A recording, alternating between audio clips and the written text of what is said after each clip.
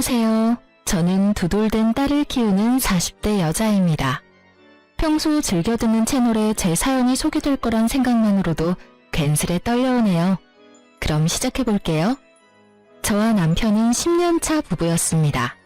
연애도 오래 했던 터라 느끼기엔 20년은 좋게 산 부부 같은 느낌이었어요.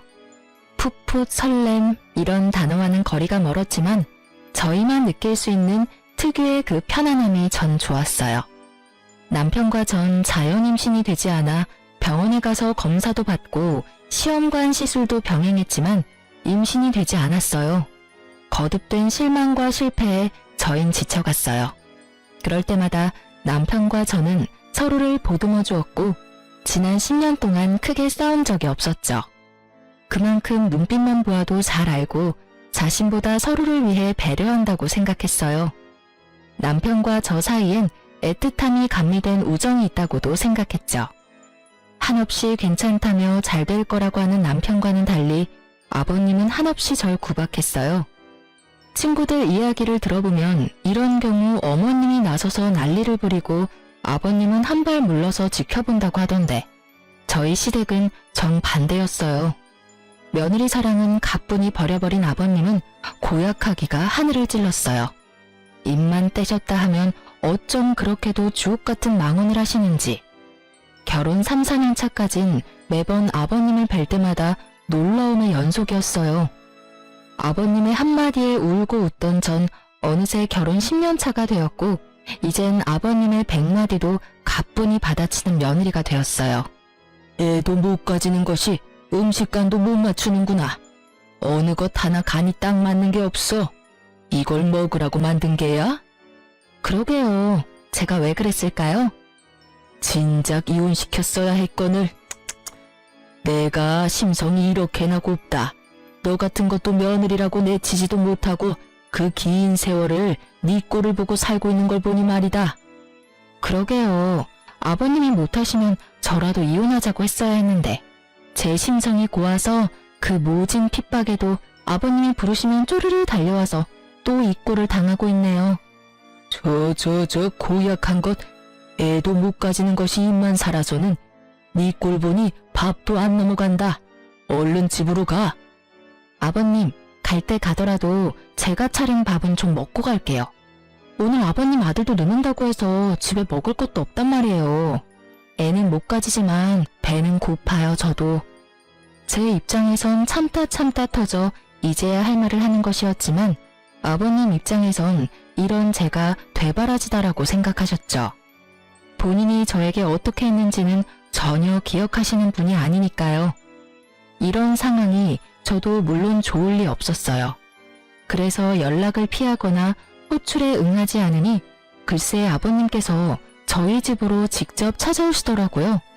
그 뒤에 저희 집에 일어난 일은 말하지 않아도 익히 잘 아시리라 믿어 의심치 않습니다.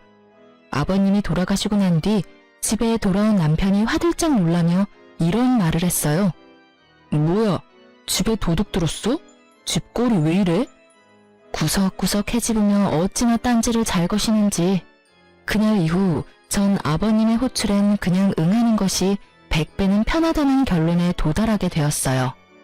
그 후 살기 위해 한마디씩 하다 보니 100마디도 받아치는 제가 되었더라고요. 제가 아버님의 말씀을 받아칠 때마다 어머님도 속이 시원하신지 표정이 꽤 밝으셨어요.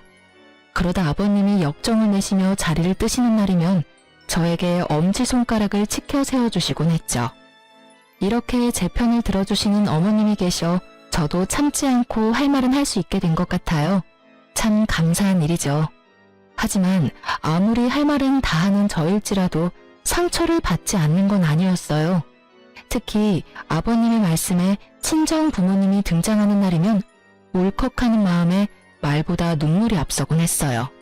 그런 날이면 어김없이 어머님이 나서주셨어요. 내가 이런 말까진 안 하려고 했는데 난 도대체 이해가 안 되는구나. 사도는 어떻게 너같이 애도 못 가지는 것을 시집 보낼 생각을 했는지. 나 같으면 시집은커녕 집 밖에도 못 나가게 했을 텐데 말이다. 아휴, 적당히 좀 해요, 제발. 당신은 지겹지도 않아요? 했던 말 또 하고 또 하고. 당신 때문에 들어서려던 애도 떨어지겠어요. 애들 이대로 자식 한번 못 안게 되면 다 당신 탓인 줄 알아요. 그게 왜 내 탓이야?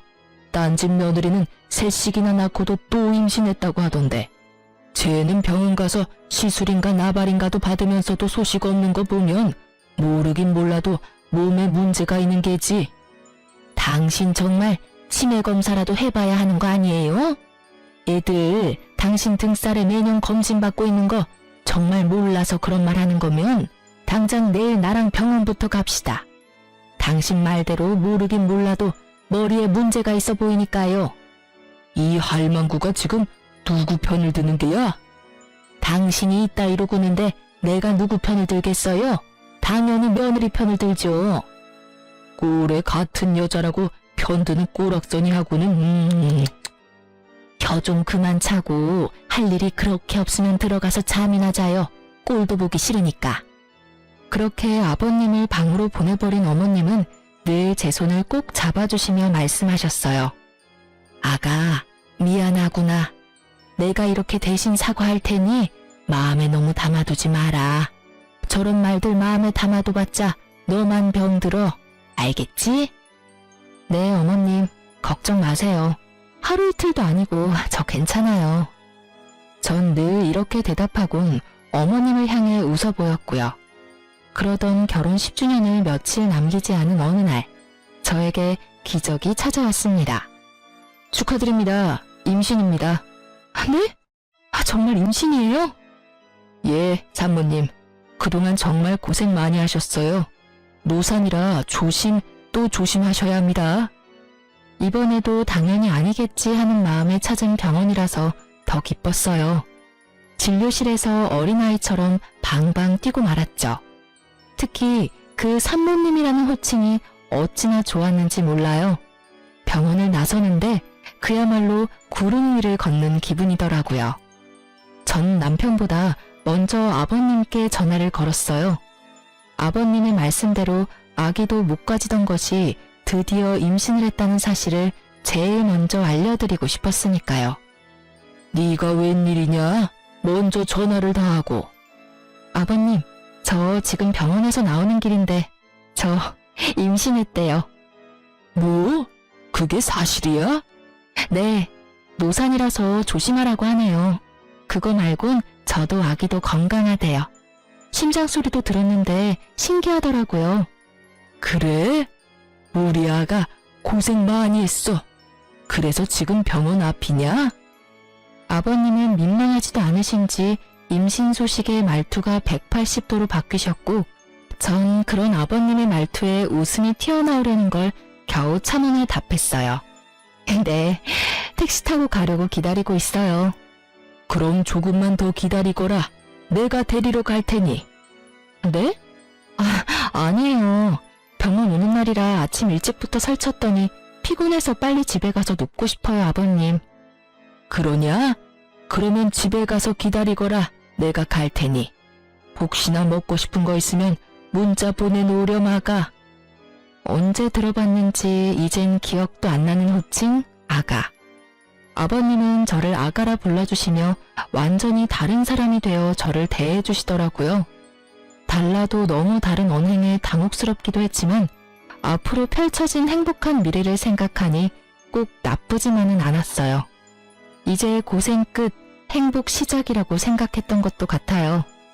아버님은 그날부터 임산부에게 좋다는 것은 다 사오셨고 어머님은 조금이라도 무리를 하면 안 된다며 집으로 도우미를 불러주셨어요. 그리고 남편은 그동안 고생했다며 울더라고요. 당신 그동안 고생 많았지? 미안하고 고마워.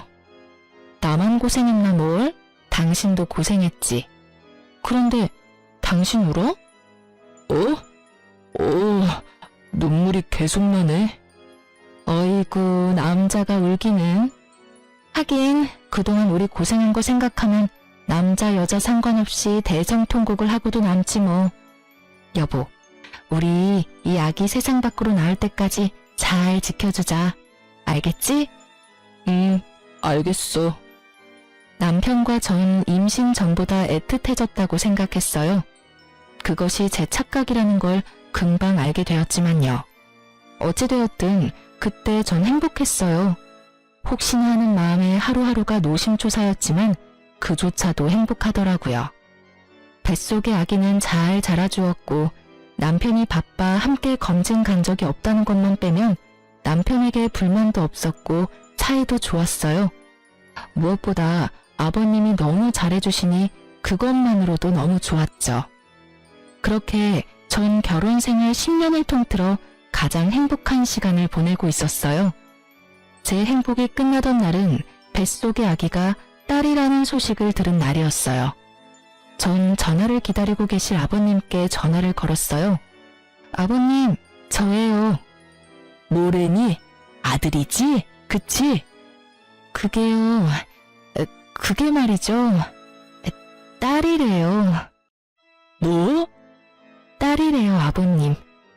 제 차 딸임을 확인한 아버님은 그냥 전화를 끊어버리셨어요. 섭섭해하실지는 알았지만 생각보다 과한 반응에 당황스러움이 몰려오며 걱정이 되더군요. 제 우려는 현실이 되었고 아버님의 귀한 대접은 더 이상 없었습니다. 대접은커녕 임신 전보다 더 심해지셨죠. 저도 상황이 그렇게 되니 더는 당하고만 있을 순 없겠더라고요. 제 아기를 지켜야 했으니까요. 너 당장 집에 좀 와서 일 좀 거들거라. 오늘 점심엔 해물탕이 먹고 싶으니 장도 좀 봐서 오고. 저번엔 꽃게가 적어서 영 별로더라. 이번엔 많이 좀 사오너라. 남으면 꽃게찜도 좀 하고. 죄송한데 저 못 가요, 아버님. 무엇이 어째? 저 노산이어서 조심해야 하는 거 아시잖아요. 저번에도 아버님이 부르셔서 갔다가 무리하는 바람에 밤에 배 뭉쳐서 혼났어요, 아버님. 앞으로 아버님이 아무리 부르셔도 안 갈 거니 그런 줄 아시고 저 기다리지 마세요. 누가 들으면 아주 큰일이라도 한 줄 알겠구나. 그리고 임신했을 때일수록 많이 움직여야 한다. 잔말 말고 얼른 오지 못해? 네, 전 안 갈 거예요. 그리고 저 노산이라고 조심해야 한다고 집 밖에도 웬만하면 나가지 말라고 하신 건 다름 아닌 아버님이셨잖아요. 그땐 이 뱃속의 아기가 아들인 줄 알았을 때의 얘기고 지금은 상황이 많이 달라지지 않았느냐? 내가 왜 낳아봤자 아무짝에 쓸모없는 딸까지 신경 써야 하느냐 이 말이다. 정말 너무하세요, 아버님. 딸이든 아들이든 다 똑같은 아버님 손주라고요. 어떻게 이렇게까지 변하세요? 처음엔 그렇게 귀하게 대해주시더니 이젠 온갖 굳은 일은 다 시키시잖아요.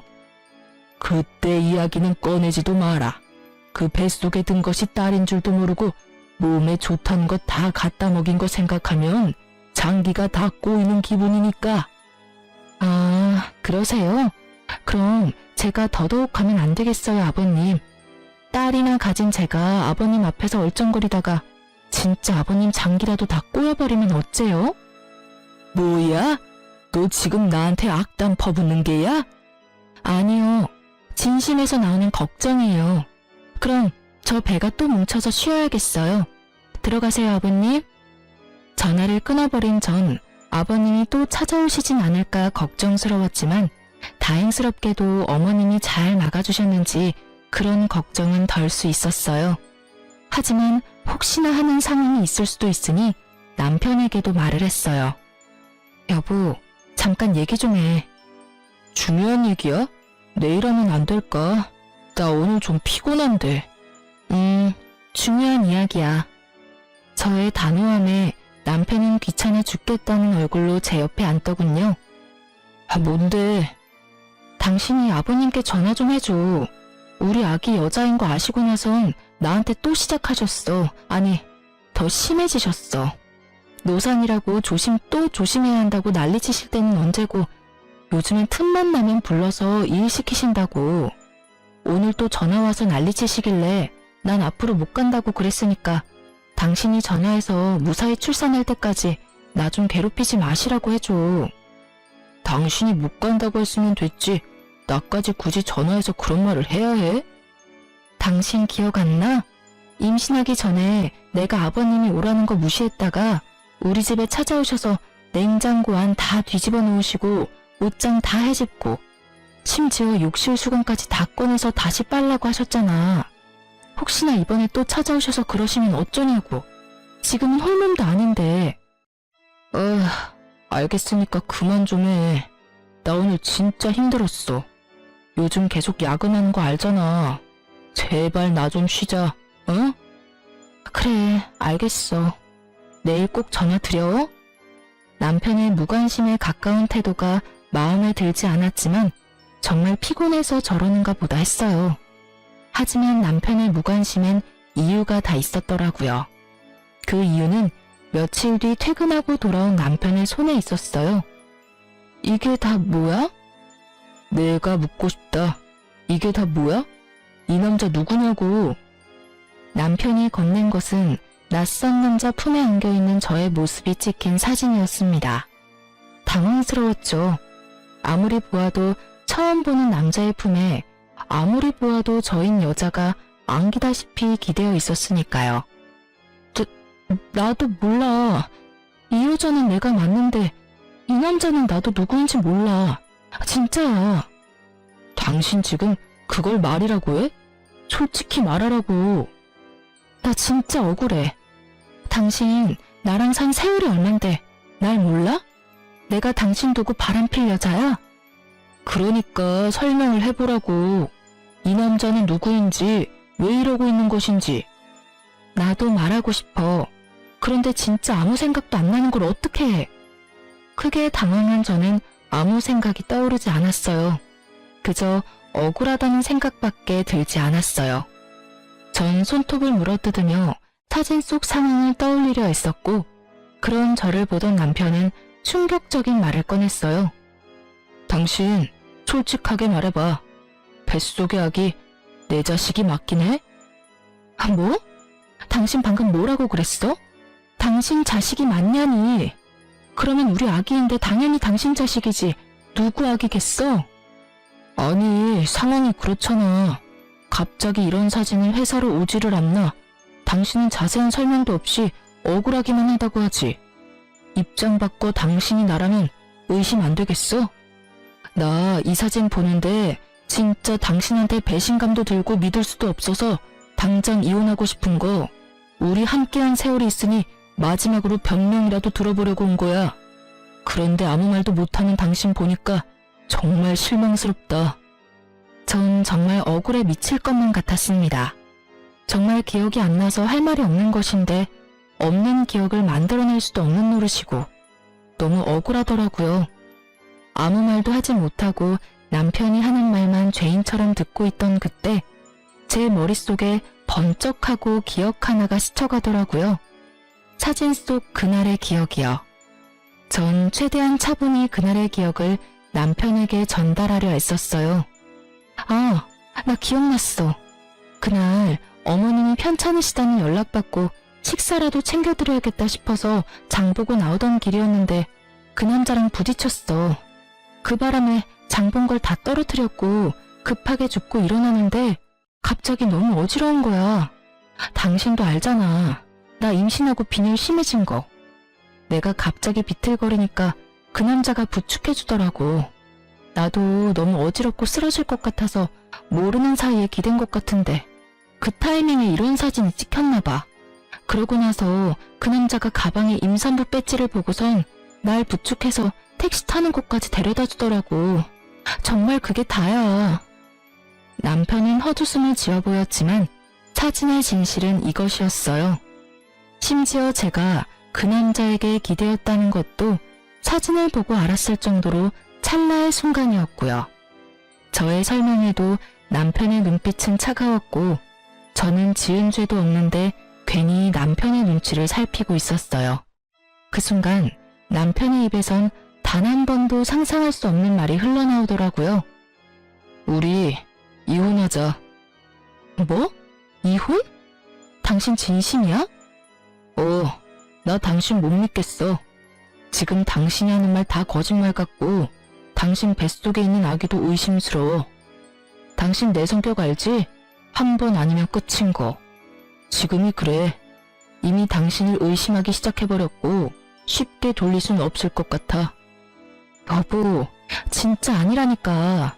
내가 어떻게 해주면 믿을래? 그래, 유전자 검사라도 해줘? 그럼 되겠어? 다 오해라잖아. 이런 일로 우리가 이혼한다니 그게 말이나 된다고 생각해? 그 뒤로도 저는 남편을 설득했지만 소용없더라고요. 남편은 확고했고 저의 애원에도 단호하게 뿌리친 남편은 간단한 짐을 챙겨 집을 나가버리더라고요.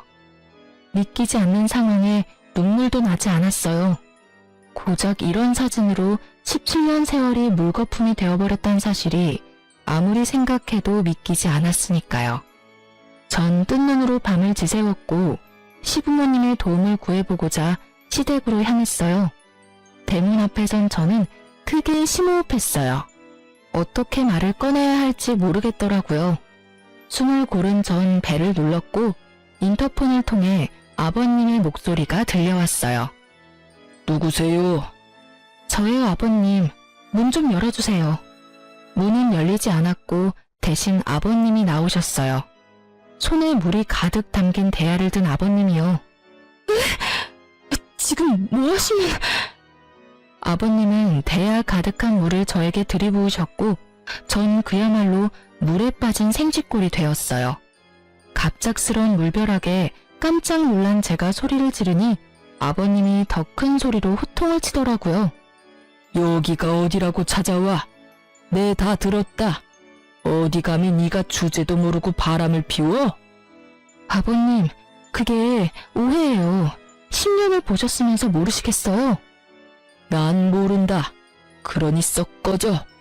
한 번만 더 찾아오면 물이 아니라 오물을 뿌려버릴 테니 찾아올 생각은 하지도 마라. 저런 배은망덕한 것 같으니라고. 아버님, 아버님, 아버님! 저는 애타게 아버님을 불러보았지만 아버님은 참 냉정히도 들어가 버리시더라고요. 진짜 딴 남자한테 견눈질이라도 준 적이 있었다면 이렇게 억울하진 않았을 텐데 오해에서 비롯된 상황 때문에 물벼락까지 맞아버리니 말 그대로 미치고 팔짝 뛰겠더라고요. 전 그대로 남편의 회사로 찾아갔고 회사 앞에서 웃으며 나오는 남편과 마주할 수 있었어요. 처참한 몰골의 저와는 달리 밝게 웃는 남편을 보는데 배신감이 확 밀려오더라고요. 쫄딱 젖은 저를 발견한 남편은 밝았던 표정은 온데간데 없어지고 잔뜩 굳은 표정으로 저를 인적 드문 골목으로 데리고 갔어요. 지켜보는 눈이 사라졌다 싶으니 저를 잡았던 손을 신경질적으로 놓고는 말을 꺼냈어요. 당신 제정신이야? 회사 앞에 찾아오면 어떻게 해? 그것도 이 꼴을 하고선 누구 개망신 주려고 작정한 거야? 도대체 생각이 있어 없어? 당신은 지금 당신 망신당할 걱정밖에 안 돼? 내가 어쩌다 이렇게 홀딱 젖었는지 우리 아기는 괜찮은지 그런 걱정은 전혀 되지 않는 거야? 내가 바람 피운 당신이랑 누구 자식인지도 모르는 아기 걱정까지 하길 바라는 거야? 나한테 너무 과한 걸 바라는 거 아니야? 오해라고 했잖아. 아니라고. 난 정말 아니라니까? 당신 이러는 거 진짜 사람 질리게 하는 거 모르지? 뭐?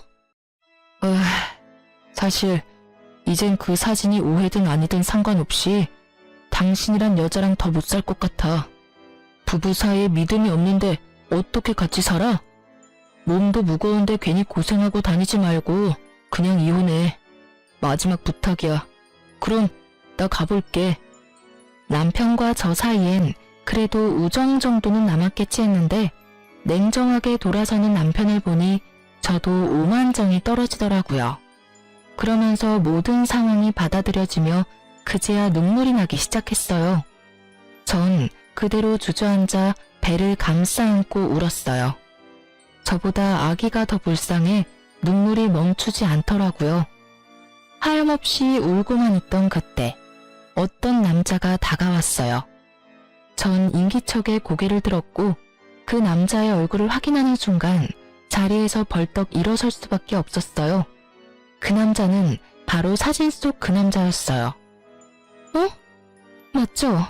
그때 저 도와주셨던 분 맞으시죠? 네. 맞긴 한데 움직일 수는 있으시죠? 괜찮다면 여기서 먼 곳으로 가서 드릴 말씀이 있는데 괜찮으실까요? 아, 네. 저도 부탁드릴 게 있어요. 가시죠. 저와 그 남자는 택시를 타고 남편의 회사에서 꽤 떨어진 카페에 도착했고 그곳에서 전 충격적인 이야기를 들을 수 있었어요. 정말 죄송합니다. 전 진짜 일이 이렇게까지 될지 모르고 성 부장님이 시키는 대로 했을 뿐인데 정말 죄송합니다. 죄송하다뇨? 그리고 성 부장님이라면 저희 남편이요? 네, 그게 부장님께서 사모님 골탕 좀 먹이려고 그런다고 사진 몇 컷만 찍혀주면 된다고 하셔서 그런 짓까지 하게 됐습니다. 기껏 골탕이나 먹이려고 이런 짓까지 해야 하나 싶기도 했지만 부탁만 들어주면 승진은 보장된다는 부장님 말씀에 깊이 생각하지 못하고 사모님께 큰 잘못을 저질렀어요. 정말 죄송합니다. 그러니까 남편이 부탁해서 일부러 저한테 접근하셨단 말씀이세요? 네. 저희 남편이 왜요? 도대체 저희 남편이 왜 저한테 그런 짓까지 하는 말이에요? 그게... 그 뒤에 안 사실인데 알고 보니 성 부장님 저희 회사 신입사원이랑 바람을 피우고 계시더라고요. 저도 정말 몰랐어요. 우연히 두 사람 손잡고 가는 모습을 보고 저도 정말 많이 놀랐어요.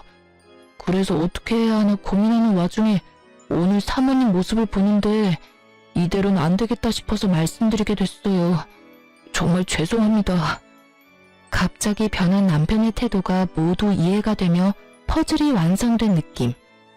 남자의 말에 의하면 남편과 상간녀의 관계는 제가 임신하기 전부터 시작된 것 같다고 했어요.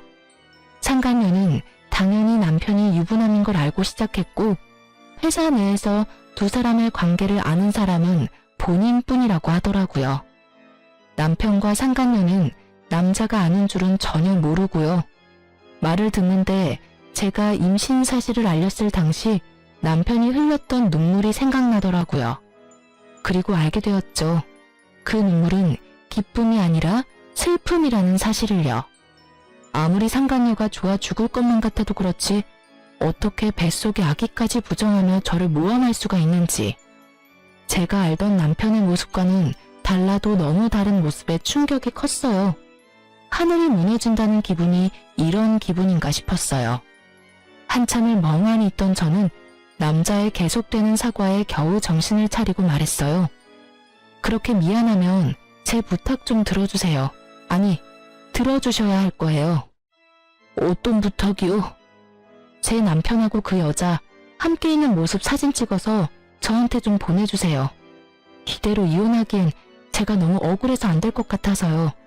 그쪽이 도와주면 제 억울함이 많이 풀릴 것 같은데 할 수 있겠어요? 네, 알겠습니다. 제가 한 짓도 있으니 제가 앞으로 사모님의 조력자가 되어드리겠습니다. 제가 불쌍했던 남자는 그렇게 저의 조력자가 되었고 그날 이후 저에게 큰 도움이 되었어요. 집으로 돌아온 전 따뜻한 물에 몸을 녹이고 따뜻한 차도 마셨어요. 그리곤 남편에게 전화를 걸었죠. 왜 또?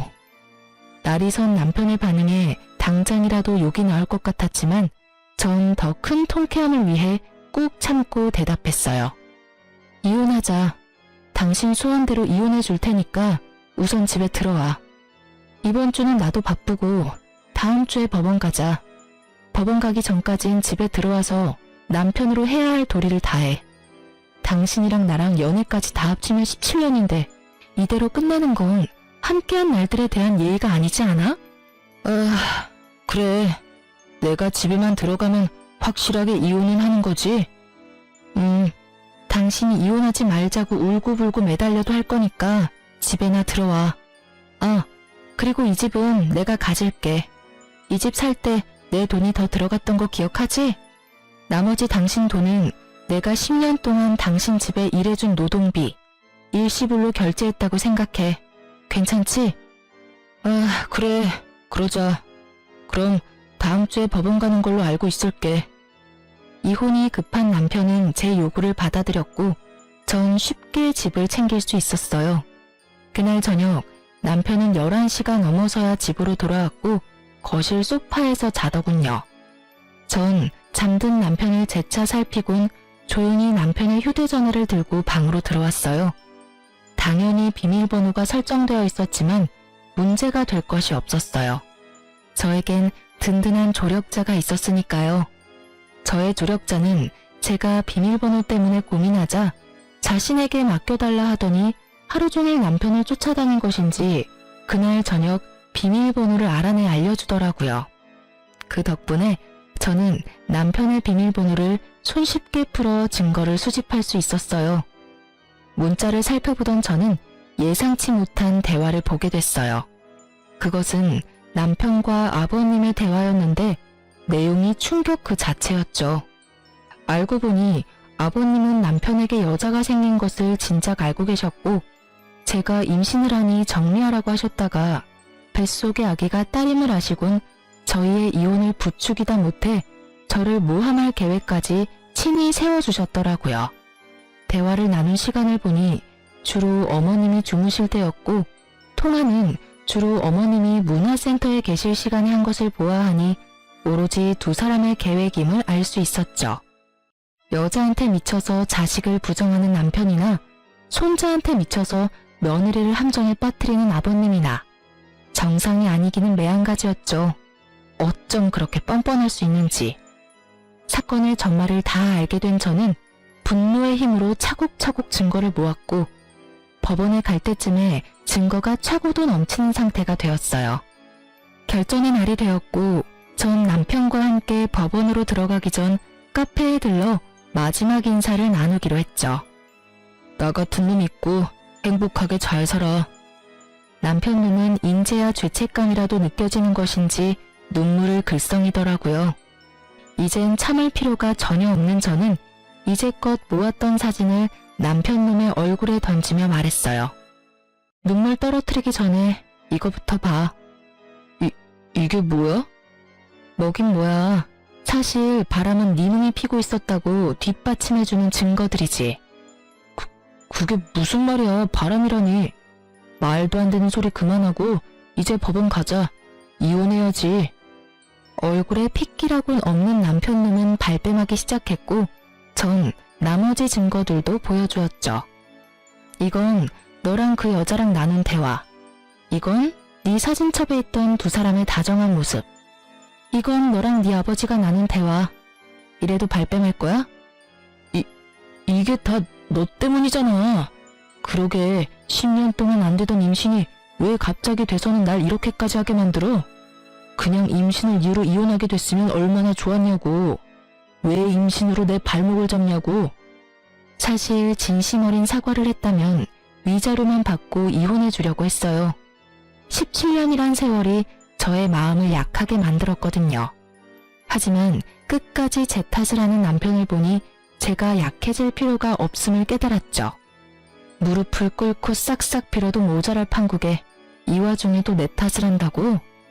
이제 보니 너 아버님을 많이 닮았네. 아주 뻔뻔하기가 하늘을 찌르고도 남겠어? 내가 그간 함께한 세월을 생각해서 적당히 하고 넘어가 주려고 했는데 너 하는 꼴을 보니 적당히 해선 안 될 것 같네. 일단 위자료는 당연히 받아낼 거고 상간녀 소송도 진행할 거야. 신입사원이라고 하던데 걔는 돈 좀 있어? 없으면 당신 대신 줘도 되니까 한 푼도 빼지 말고 다 내놔야 할 거야. 상간녀 소송? 꼭 그렇게까지 해야겠어? 꼭 그렇게까지 네가 했던데? 그러게 왜 이런 상황까지 만들어. 차라리 솔직하게 말했으면 이런 상황까진 오진 않았을 텐데. 어찌되었든 네가 원하는 이혼은 해줄 테니 돈 아끼지 말고 전부 내놔. 남편님은 저의 뜻대로 다 해줄 수밖에 없었고 그렇게 전 성공적으로 이혼을 할 수 있게 되었어요.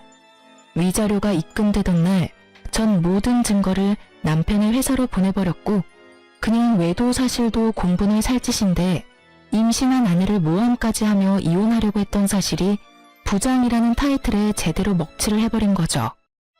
회사에서 당장 해고 조치가 이루어졌고 두 사람은 사내 직원들의 입소문에 오르내리며 아주 화려한 퇴사를 하고 말았죠. 남편의 뻔뻔함이 부른 결과가 꽤 만족스럽더라고요. 자기 아들이 회사까지 쫓겨나는 상황이 되어버리자 전 시부가 머리 끝까지 화가 난 채로 왔어요. 이런 상황을 예상했던 저는 친정아빠에게 한동안 함께 있길 미리 부탁했고 드디어 제 한알 풀 날이 왔다고 생각했어요. 아무것도 모르는 전 시부는 현관문을 두드리며 온갖 욕을 퍼부어대셨고 아빠는 현관문을 열자마자 며칠 전부터 채워두셨던 물 양동이를 아버님의 머리 위로 부어버리셨어요. 그리곤 제가 들은 말을 그대로 돌려주셨죠. 썩 꺼지지 못해? 여기가 어디라고 찾아와서는 남의 집 귀한 딸한테 욕짓거리야 욕짓거리가.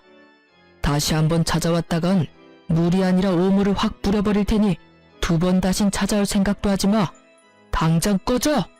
풍채가 남다른 아빠의 호통에 전 시부는 겁에 질려 달아나더군요. 얼마나 무서우셨으면 발이 꼬여 2번이나 넘어졌는데도 벌떡 일어나 꽁지 빠지게 도망가시더라고요. 아버님이 다녀가시고 며칠 뒤 많이 수척해진 모습의 어머님도 찾아오셨어요. 어머님은 저에게 무릎을 꿇으시곤 용서를 구하시며 우시더라고요. 아가, 내가 대신 사과하마.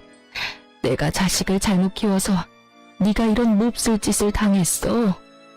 어머님, 이러지 마세요. 일어나세요. 아가, 네가 믿을진 모르지만 난 정말 몰랐단다. 2 사람이 그런 경악할 일을 꾸미고 있을 줄은 상상도 못했어. 알고 있어요. 그러니까 제발 일어나세요, 어머님. 저의 부탁에 어머님은 일어나셨고 저는 그런 어머님을 모시고 집안 소파에 앉혀드렸어요. 저의 손을 잡고 한참을 우시던 어머님은 어느 정도 진정이 되셨는지 목을 가다듬고 말을 꺼내셨어요. 나도 변호사 선임해서 이혼 진행하고 있어. 너한테 무슨 짓을 했는지 듣는데 도저히 그 영감이랑 살 수가 없겠더라고. 남은 세월이라도 편하게 살아보련다. 실버타운도 다 알아봐 놨어. 이혼이요? 그리고 실버타운이라니 비쌀 텐데 어머님 돈 있으세요? 돈? 돈이야 많지. 네가 몰라서 그러는데 우리 집 재산 대부분이 내 명이란다. 네? 저는 놀랬고 어머님은 웃으셨죠. 알고 보니 어머님의 친정이 갑부였다고 하더라고요. 그래서 지금 시댁 재산은 거의 어머님의 것이고 시부는 어머님의 등골을 파먹으며 그간 사셨다고 했어요. 그러면서 통장 하나를 내미시더라고요. 이거 너 임신했다고 했을 때부터 준비해뒀던 거야. 상가 정리한 돈인데 출산 선물로 주려고 했더니 이렇게 주게 되는구나. 어머님, 이거 금액이 너무 큰데요. 요즘 애 하나 키우는데 드는 돈이 얼만지 아니? 우리 집에 시집와서 10년 동안 상처받은 마음에 대한 치료비라고 생각하고 받아. 그럼 나는 이만 가보마. 그리고 앞으로 나한테도 연락하지 말거라. 이미 끝난 인연 계속 만나봤자 나쁜 기억밖에 더 나겠니? 행복하게 지내려 마가야. 어머님은 끝까지 저의 편에 서주셨고 어머님은 제가 연락할 수 없게 번호까지 바꿔버리셨어요. 이렇게 다 끝난 것이라 생각했는데 남편과 상간녀가 차례대로 찾아왔어요. 먼저 찾아온 것은 남편이었는데 이전과는 완전히 달라진 태도를 보이더라고요. 여보, 내가 다 잘못했어. 내가 미쳤었나 봐. 갑자기 이러는 이유가 뭐야? 그냥 문득 내가 미쳤었다는 생각이 들더라고. 우리 귀한 아기까지 버리고 그깟 여자가 뭐라고. 내가 그러면 안 되는 거였는데 나 진짜 반성 많이 했어. 나 한 번만 용서해주면 안 돼? 너 어머님 이혼하신다는 사실 알았구나? 그래서 이러는 거지? 아니야. 내가 널 모르니? 네 아버지도 어머님께 쫓겨날 것 같으니까 나한테 와서 이러는 거겠지. 이젠 좀 솔직해지지 그래? 그게 사실은 당신 말이 맞아. 2분 이혼하셨는데 아버지는 거의 가진 것도 없이 쫓겨나셨어. 거기다 나까지 쫓아내시더라고. 그래도 자식이라고는 나 하나밖에 없는데 어떻게 이러실 수가 있어. 정말 너무하셨잖아. 그렇지 않아? 그걸 왜 나한테 와서 물어? 네가 그렇게 좋아 죽고 못 사는 여자한테 가서 묻지. 그 여자랑은 진작 헤어졌어. 상간녀 소송당하더니 애가 미쳐버리더라고. 그래서 이건 아니다 싶었는데 회사 잘리고 나선 연락도 안 돼. 어차피 헤어지고 당신한테 돌아오려고 했는데 잘 됐어. 사연을 들으며 바람 피운 남자들이 뻔뻔하게 굴 땐 저게 진짜일까? 하는 생각이 들었는데 그게 진짜이더라고요. 어쩜 이런 한심한 생각을 당연하다는 듯이 하는 것인지 한편으론 대단하다는 생각까지 들더라고요. 정신 좀 차려. 네가 다시 돌아온다고 하면 내가 두 팔 벌려 환영할 줄 알았어? 그 자신감은 도대체 어디서 나오는 거니? 뭐? 당신 나 없으면 꼼짝없이 우리 아기 혼자 키워야 하는데 자신 있어? 자신 없을 건 또 뭐야? 난 자신 있는데? 그리고 이제 와서 우리 아기? 네 자식 아니라고 할 때는 언제고 어디 뻔뻔하게 아기를 내세워. 나 진짜 침이라도 뱉고 싶은 걸 겨우겨우 참고 있거든? 그러니까 당장 좀 꺼져. 태교에 엄청나게 방해되니까. 뭐?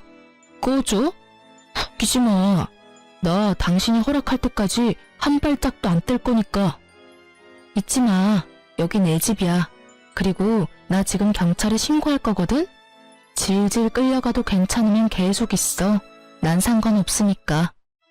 전 남편이 보는 앞에서 112를 눌렀고 남편은 겁이 났는지 걸으나 나 살리라고 하고 도망가더라고요. 어쩜 도망치는 꼴이 전시부와 똑같은지 피는 못 속인다라고 생각했네요. 그렇게 전 남편을 보내고 나니 그 다음엔 상간녀가 찾아왔더라고요. 사실 회사로 증거를 보낼 때 상간녀의 집과 그 부모님들이 일하는 학교로도 증거를 보냈었어요. 상간녀의 집은 교육자 집안이었는데 듣기론 이런 구설수를 제일 기피한다고 들었던 터라 고민 없이 증거를 보냈어요. 상간녀의 죗값은 그 부모가 알아서 주길 바랬으니까요. 저의 뜻대로 된 것인지 저를 찾아온 상간녀의 몰골은 엉망이었어요. 여긴 무슨 일이죠? 사모님, 제가 정말 잘못했어요. 저 부장님이랑 헤어졌어요. 그러니까 저 한 번만 용서해 주시면 안 될까요? 용서? 내 용서가 필요해서 여기까지 찾아왔니? 그게 사실은요. 계속해서 말끝을 흐리는 상간녀에게 전 단호하게 밀어붙였어요. 시간 끌지 말고 본론만 해. 그게 사모님이 저희 부모님 좀 만나주시면 안 될까요? 만나서 다 오해였다고 말씀 한 번만 해주시면 안 될까요? 뭐? 저 회사에서도 잘리고 집에서도 쫓겨났어요. 친구들 사이에서도 소문이 퍼져서 갈 데도 없다고요. 사람 하나 살리는 셈 치고 저희 부모님 만나서 사모님이 저랑 부장님 사이 오해했었다고 한마디만 해주시면 안 될까요? 말도 안 되는 부탁을 하는 상간녀를 보는데 헛웃음이 나더라고요. 남편이나 상간녀나 생각이 어쩜 이렇게도 없는지. 그야말로 뻔뻔한 환상의 커플이다 싶었어요. 야, 생각을 좀 해봐. 내가 그런 부탁을 들어줄 것 같아? 제발요. 제가 이렇게 빌게요. 이렇게 빌든 저렇게 빌든 난 그 부탁 절대 들어줄 생각 따위 없어. 내가 웬만하면 뱃속에 아기도 있고 해서 이 정도 선에서 끝내주려고 했거든? 남의 인생 망쳐봤자 뭐하겠어. 그렇다고 해서 내 인생이 돌아오는 것도 아닌데. 그런데 너 이러는 꼴을 보니 안 되겠다. 이미 저한테 할 수 있는 건 다 하셨잖아요. 아직 더 하실 게 남았어요? 남았지. 지금까진 네가 가진 것들이 사라졌지? 앞으로는 네가 가질 것들을 사라지게 할 거야. 난 앞으로 널 평생 쫓아다니면서 네가 한 짓들 다 알리고 다닐 거야.